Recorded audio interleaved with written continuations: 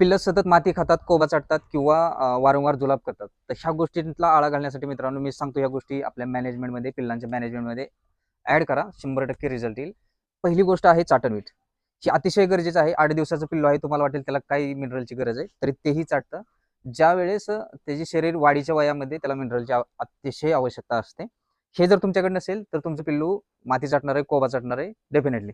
दुसरी गोष्ट मित्रांनो, हा झाडपाला. ज्यावेळेस पिल्लाला समोर खाण्यासाठी काय नसेल, दिवसभर ते आईपासून वेगळं ठेवतो आपण आणि अशा वेळेस त्याला खाण्यासाठी काय नसेल हे बघता, हे खायचं वयाचं पिल्लू नाही, पण तेच कळणार. जर त्याला ते अवेलेबल नसतं तर ते माती खाणार. आणि तिसरी गोष्ट आहे ती म्हणजे ही छोट्या गव्हाणी.